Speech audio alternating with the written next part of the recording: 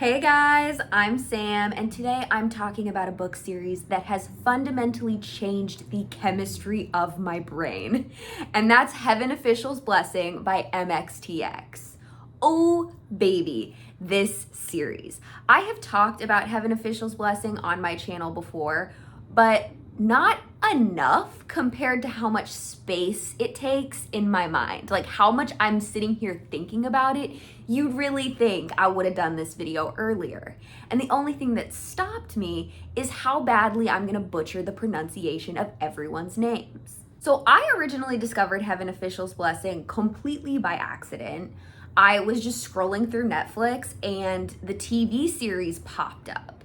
I didn't even know it was adapted from book. I didn't know. And it's sort of billed as like this show about like a quirky god who's sort of a screw up, and all the other gods are like, ugh, this guy. And I was like, that seems like kind of a funny concept. So I started watching it, and I did not know. I did not know this was a gay romance. I did not know that going in. I was just thinking it was like little Xie Lian, this quirky god running around solving mysteries, being silly. I did not know what I was in for. But once the love interest, Hua Chung, hits the scene, everything changed. Oh my God. New obsession unlocked, special interest found. I became so obsessed with their romance in the first season. And even with because with a lot of Chinese shows, there's censorship too that they have. So they can't really show like gay romance even to the extent that they would like to. But they were just able. The show does such a great job at like showing sort of like the romantic tension that's there between them that oh my God, I was going feral. I was going absolutely insane. So I watched the first season because that was all that there was at the time, was one season. Now we're on season 2. But at that point I was like, oh my God, I need more of this content. I need more. So I'm looking up, okay, season 2, where do I get more content? And I found out that it was a book series. And I was like, yeah, I'm gonna be reading that entire series. Thank you. And the series has been like released in English translations by Seven Seas Publishing. But at that time, I think only the first 2 books maybe had been translated and published. So I was like on Wattpad looking up English translations that somebody on their own had just done. Like somebody had just taken the time to translate all the books into English and put them on Wattpad, and that's what I was reading. And there were different translations, and not all of them were good. Some of them were actually pretty bad, where like you just can't even keep track of what's going on because it makes no sense in this like horrible English translation. But oh my God, that's how I was reading them, and I was devouring them. Devouring these books. Oh my God. And like the little hints of romance, the foreshadowing of romance that you see in the first book, that you see in the first season of the TV show, you don't even know what's coming. You don't even know where it's going. You don't even know. So yeah, new obsession unlocked, like I said, and that's what we're gonna talk about today. I am gonna just do a completely unhinged, foaming at the mouth, like feral kind of recap of Heaven Official's Blessing, just the romance, because I don't care about the side characters, guys. I know like other fans of the series, you care about the whole book, but for me, it's just about the 2 main characters and their love for each other. I don't give a fuck about anybody else. I do not. I really don't. I'm so sorry. Sorry to this man. I don't care about anybody but the main 2 characters and their love for each other. Okay, so when we first meet Xie Lian, he has been through it. He's just become a god again after having been kicked out of the heavens like multiple times. It's tea. It's tea. But he's just come back, and he's been, like, these past 800 years, he has been picking up trash, rolling around in the streets, like, gathering garbage, and now he's finally back in heaven again. And one thing that he wants to start doing is build a little temple for himself. Because for gods in this world, in order to stay relevant, and by relevant, I mean alive, you have to have worshipers that you get like spiritual power from. And so in order to like be out here, you know, he needs to have worshipers, but he doesn't have any as far as he knows. As far as he knows, nobody's worshiping his ass. So he has to like kind of start from the ground up. That's when he meets Sanlong. Sanlong is the disguise of Hua Cheng, who is like the Ghost King. He's like, ooh, he runs Ghost City. Everybody's afraid of him. He challenged 33 gods to a duel, and they all lost, and he burned down all their temples, and they fucking died, because once all your temples are gone, you're out, bitch. And so he's got a reputation, but he has helped Xie Lian out. Listen, we're doing broad strokes. We're not going over every little moment. If you're watching this, you either know me in person or you already know something about Heaven Official's blessing. So we're going broad strokes. But he's helped Xie Lian out in the past as Hua Cheng, and now he's trying to kind of like hang out with him again, but in disguise as Sanlong. And where the name Sanlong comes from is another reminder of how much it sucks that I don't know Chinese. I absolutely cannot explain it properly because I'm so absolutely terrible at grasping any language that isn't English. Very American, very boo failure. I don't know other languages, but look it up. Anyway, so Xie Lian meets Sanlong in this ox cart, and immediately, like, Xie Lian is pretty suspicious of him. Like, he definitely suspects that he's some kind of, like, powerful ghost, probably Hua Cheng, that girl. But Xie Lian, he's been through it. So he's like, listen, if a powerful ghost king is trying to, like, do some sneaky shit to me, I can fight him. Like, I'm not worried about that. I also have, like, literally nothing to lose in life. I've got nothing going on, so, like, it's chill. And also, he's talking to Sanlong on the ox cart, and they're making chit chat, and he's a lonely dude. Like, Xie Lian has been alone for 800 years. His only company, the trash he's been collecting. So he wants a friend. And Sanlong's pretty chill. So he's like, yeah, you can just like stay at my place. And Sanlong starts, you know, kind of like helping him rebuild his little temple. And this is where it gets really good, because you can just see in the way that Sanlong talks to him that he's like, hey, I love you. Oh my God, I'm obsessed with you. But he plays it so cool. You can just see like hints of it. Because when I first started, I didn't know that Miss Hua Cheng, disguised as Sanlong here, Hua Cheng is obsessed with Xie Lian, okay? Obsessed. But in the beginning, you don't know that. You're just like, this guy is into Xie Lian, but like, what's the story? What's the backstory? Like, you kind of have hints of where you think you know what's going on, but you don't really know. And so they're hanging out, and like, Sanlong is dropping hints that he is Xie Lian's most devoted believer. He's like, hey, I'm just dropping hints that I worship you, but I'm playing it cool. So, and honestly, considering, like, because you don't know in the beginning just how much he worships Xie Lian. So honestly, he's playing it very cool, considering. But as they go on their little adventures, oh, there's just all these little moments where, you know, Sanlong is very like respectful of him and looking out for him, gets really upset anytime something bad happens to him, just like really like in love with him, okay? In love with him. The thing here is that Xie Lian and Hua Cheng hit it off immediately.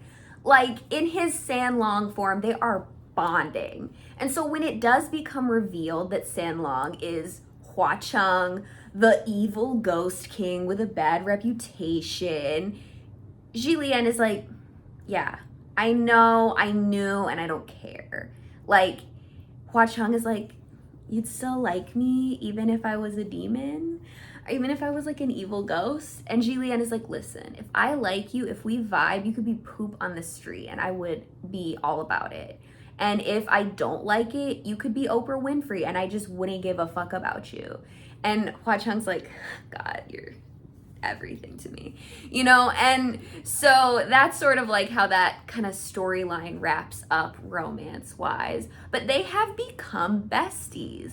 And throughout the entire series, everything that Xie Lian is going through, everything that he gets wrapped up in, Hua Cheng is there. Hua Cheng has his back, ride or die. Before Xie Lian was a god and before Hua Cheng was a ghost, Xie Lian saved his life when he was a little baby. And he was truly like the only person who ever showed Hua Cheng any kindness. And then when he did become a god, Hua Cheng, still as a human, not taken on his sexy ghost persona, he's like, hey, my life sucks. Like, he's like praying to Xie Lian and is like, my life sucks. Like, what is even the point of being alive? And Xie Lian is like, hey, if you don't have anything to live for me. Live for me. Live because I want you to live. And Hua Cheng took that personally. He said, bet. You want me to live for you? Bet. And so he fucking did. And he was devoted to Xie Lian even past life, because in order to become a ghost in this world, you have to have some kind of tether that keeps you stuck to the world, and that was his tether. Hua Cheng dies as a young soldier, and in his afterlife, he stays out here trying to become more and more powerful as a ghost so that he can protect Xie Lian and just devote his entire existence to Xie Lian.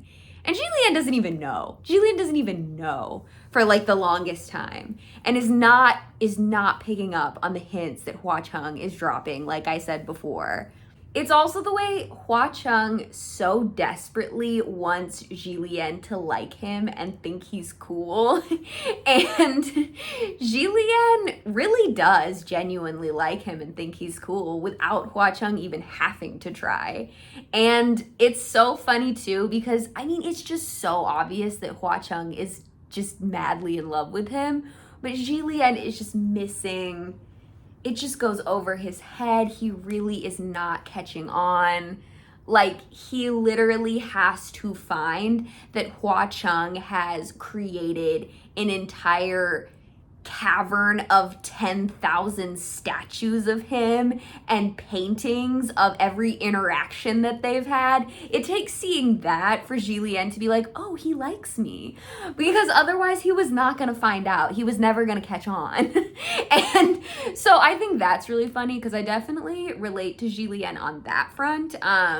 If you're dropping hints my way, I am not gonna pick them up. I'm not gonna catch them. So I definitely relate to the complete obliviousness that Xie Lian has. But they're so cute. They're so cute. And I love, like, when I'm looking up fan fiction about Heaven Official's Blessing, what I want to read are people writing scenes of just more of those moments of them just like the domestic moments of Hua Cheng eating Xie Lian's horrible cooking, of just like the funny moments of them being a couple. That's what really just like makes me go feral and insane. There are a lot of romantic moments that are so just like, I don't know, poignant and intense. But for me, it's those little moments where Hua Chung's eating Xie Lian's nasty ass cooking and loving it, that I'm like, that's the shit that really gets me. You're in this chaotic fantasy world. You've got these crazy backstories. You've been through so much, each on your own, but then you come together and just have a nice little life. And it's so good. It's so wholesome. It's so sweet.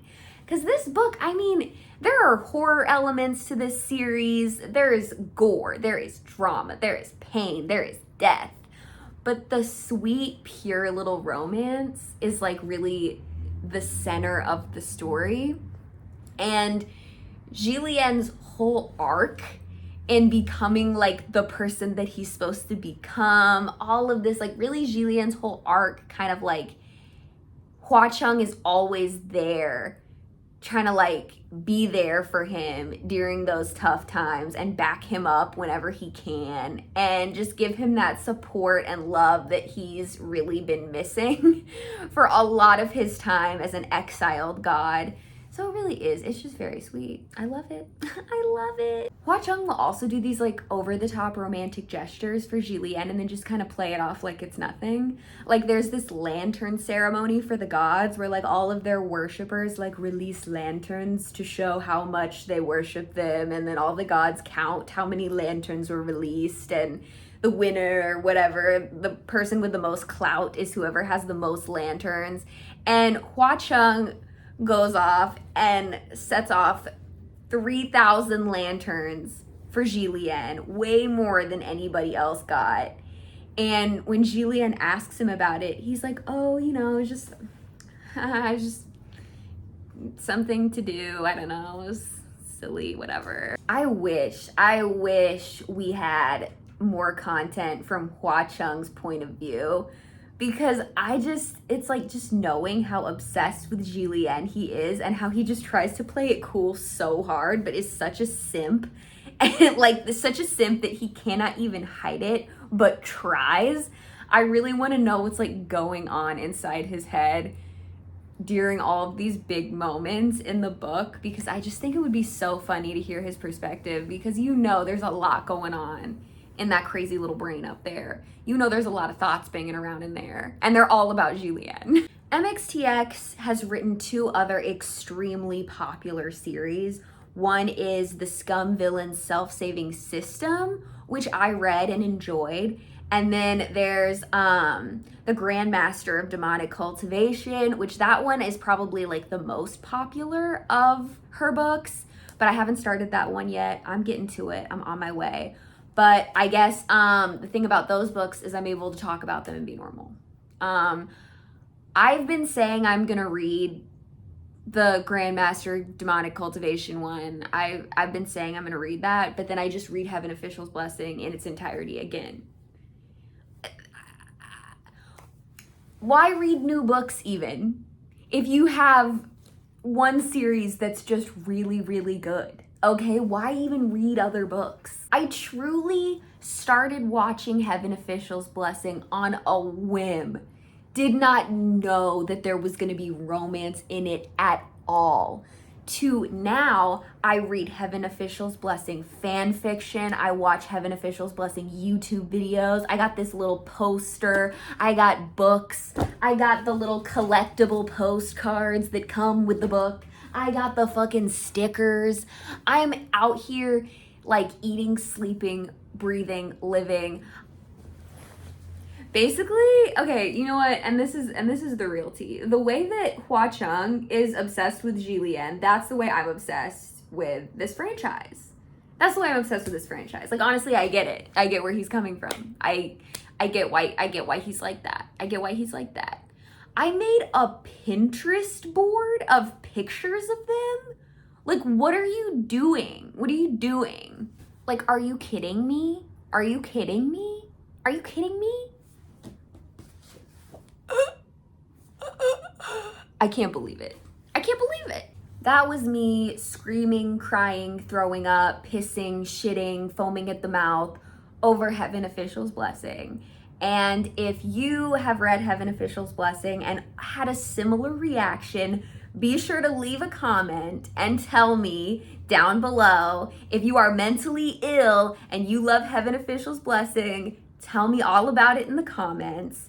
And if you have never read it before, read at your own risk, I guess, because I'm clearly unwell. But thank you guys so much for watching this video. Be sure to check out some of my other videos that are a little more coherent, and have a great rest of your day. Bye.